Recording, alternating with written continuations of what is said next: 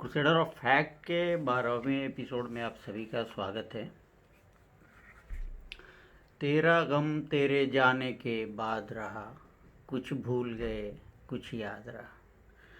जी हाँ दोस्तों, आज एक और सिनेमा जगत के अनमोल रतन ऋषि कपूर साहब का इंतकाल हो गया। May the departed soul rest in peace. आइए अब आगे बात करते हैं आज की।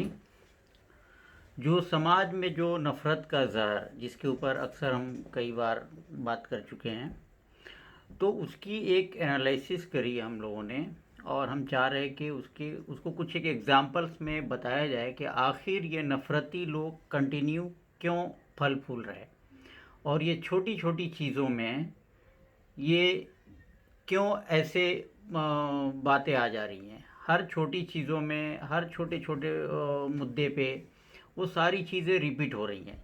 जैसे पालघर लिंचिंग हुई, देन यूपी की जो एक लड़के को सैनिटाइज़र पिलाने की घटना हुई, देन अभी दो साधु पुजारियों की हत्या हुई। तो ये कंटिन्यू प्रोसेस चल रहा है। प्लस सोशल मीडिया में भी एक दूसरे के खिलाफ काफ़ी हेट स्टफ में कमी आई है, लेकिन अभी भी वो है।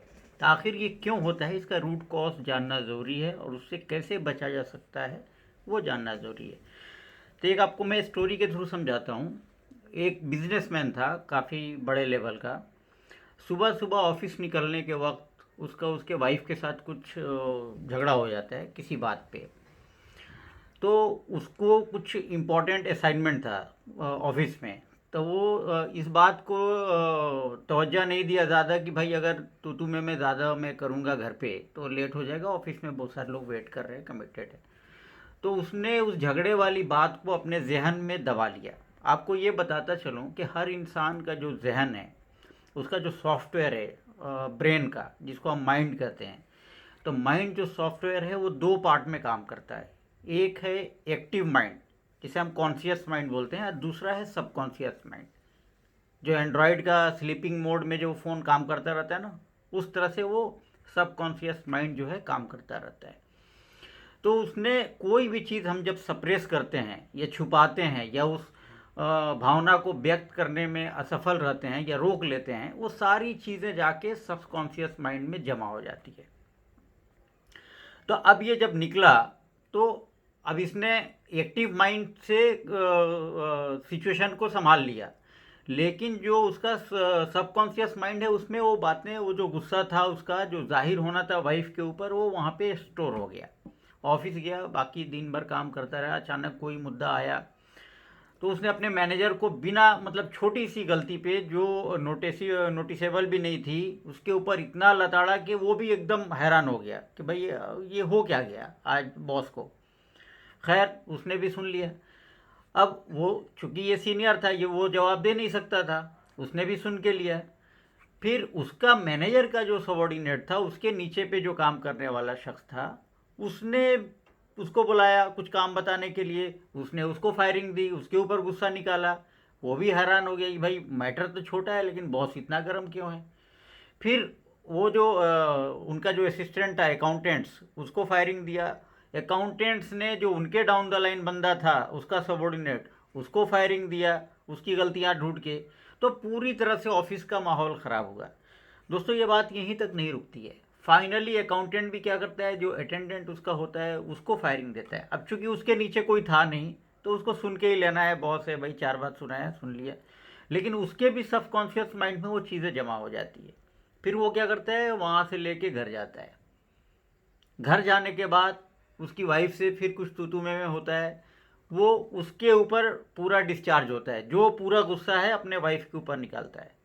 अब वाइफ भी चूंकि वो छोटी फैमिली है, गरीब फैमिली है, तो वो भी देखा कि भाई काम करके आया बाहर से, चलो। उसने उल्टा जवाब नहीं दिया, पति को सुन के लिया। फिर वो वाइफ क्या करती है, बच्चे को पढ़ाने जब बैठती है, उसका होमवर्क कराने बैठती है, तो वो गुस्सा वहाँ पे निकालती है। बच्चे को थोड़ी सी गलती करी, होमवर्क सही से अटेंड नहीं किया, उसको मारा, बच्चे पे गुस्सा निकाला। अब वो गुस्सा, वो जो सबकॉन्शियस माइंड वाला जो ट्रांसफ़र होते जा रहा है, ये पूरी एक सीरीज़ बन रही है, वहाँ पे भी नहीं रुक रहा है। दूसरे दिन या उसी दिन पढ़ने के बाद बच्चा जब खेलने जाता है बाहर, तो वो आपस में दूसरे बच्चे के साथ क्योंकि माँ ने मारा था, झलाया हुआ था, दूसरे बच्चों से मार पिटाई करता है, वहाँ पे भी झगड़ा होता है। तो ये एक लंबी चेन बनती है, एक पूरी सीरीज बनती है, जिसमें सबकॉन्शियस माइंड से वो चीज़ें ट्रांसफ़र होके होके होके होके कई जगह पे जाती है, और पूरे लोगों का दिन, न जाने कई दिन, कई महीना, कई साल, वो डिपेंड है उसके ग्रेविटी के ऊपर कि कितना बड़ा मैटर है, वो स्पॉयल करती है, सबके जहन को गंदा करते हुए सब चलती है। दोस्तों, ये बात मैं इसलिए बताया कि आखिर ये सबकॉन्शियस माइंड में ये चीज़ें आ कहाँ से रही है। अब वो डिस्चार्ज टाइम टू टाइम हो रही है। कोई मसलहतन आज उद्धव ठाकरे साहब ने मीडिया के ऊपर थोड़े से एक्शन ले लिए, तो हो सकता है बहुत लोगों के गुस्से जो है वो पड़े हुए हैं सबकॉन्शियस माइंड में। जैसे ही उनको मौका मिलेगा फिर वो लिखेंगे, फिर वो बोलेंगे, फिर वो नफ़रत फैलाएंगे, फिर वो ज़हर फैलाएंगे। तो ये चीज़ें जो है क्यों है? क्योंकि हमें जो धार्मिक लोग हैं, जो हेट्रेड, जिनको जिनको अपनी दुकानदारी चलानी है, या मीडिया है जिनको उसी मकसद के लिए पाला जा रहा है, वो अजय देवगन साहब की एक फिल्म थी दृश्यम दृश्यम दृश्यम मूवी में, उसमें जिसने देखा होगा शायद उसको पता होगा कि भले ही वो गलती हुई उनकी फैमिली से, उनके लोगों से, लेकिन उससे बचने के लिए किस तरह से सबको झूठ पे झूठ बुला बुला के ट्रेनिंग करा के झूठ की इस हद तक तैयारी कर दी जाती है पूरी टीम को, पूरी फैमिली को, कि इंस्पेक्टर गाय कुंडे भी कुछ नहीं कर पाते हैं। तो यही हाल आज जो मिडिल क्लास है या अपर क्लास है, या जो लोग रिलीजियस बिलीव वाले हैं, और जो लोग ब्लाइंड फॉलोअर्स हैं, या जो लोग आप कहिए कि धार्मिक इसमें इस तरह से ग्रस्त है कि उनको लगता है कि पूरी दुनिया, सारा निज़ाम बिना धर्म के तो कुछ हो ही नहीं रहा, सब कुछ धर्म से ही हो रहा है। और धार्मिक बिलीव अलग है, बिलीफ एक चीज़ है, और रिलीजियस घोस्ट जो है, रिलीजियस धार्मिक भूत जो है वो अलग है।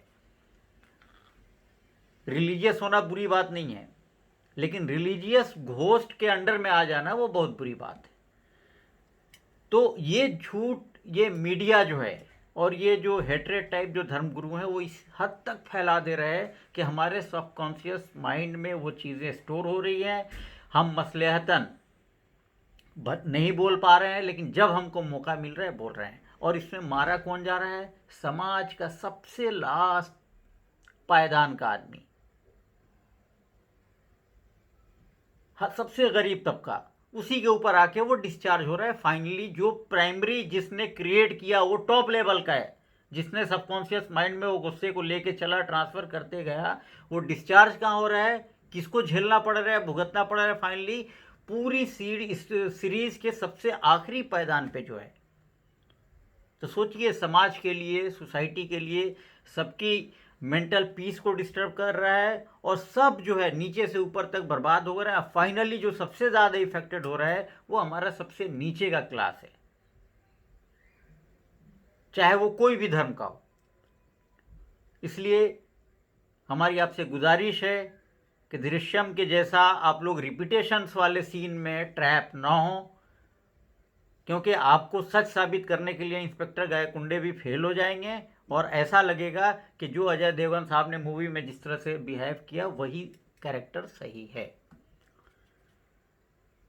तो आप लोग इस चीज़ से बचिए। सबकॉन्शियस माइंड में नफ़रत क्या है? जैसे अंधेरा कोई चीज़ नहीं होती है। अंधेरा, darkness is the result of absence of light. रोशनी के नहीं होने का नतीजा है अंधेरा। अदरवाइज अंधेरा, अगर लाइट आ गई तो अंधेरा अगर रहता तो वहीं रहता ना। भागता क्यों है? भागता इसलिए है कि भागता ही नहीं है, वो होता ही नहीं है, तो भागेगा कहाँ से? वो तो रोशनी जहाँ तक पहुँची वहाँ तक पहुँची, जहाँ नहीं पहुँची वहाँ अंधेरा है। उसका कोई वजूद नहीं है अंधेरा का, वो तो रोशनी के एब्सेंस का रिजल्ट है। उसी तरह से मोहब्बत, लव, अफेक्शन, प्यार, इसके एब्सेंस का नतीजा है नफ़रत। अगर आप सबकॉन्शियस माइंड में प्यार को रखेंगे, उसके स्टोरेज की कैपेसिटी बढ़ाएंगे, अफेक्शन की बढ़ाएंगे, लव की बढ़ाएंगे, केयरिंग की बढ़ाएंगे, तो अपने आप ये नफ़रत वहाँ से डिसअपीयर हो जाएगा। तो आप लोग ध्यान दें इन सब चीज़ों पे, और नफ़रती चीज़ों से दूर रहें, और छोटी मोटी चीज़ों को दरगुजर करें। कोई कुछ तरह की बात करता भी है उकसाने की, तो आप लोग बिल्कुल अपने पीस ऑफ माइंड को डिस्टर्ब ना होने दें। अपना ख्याल रखें। जय हिंद।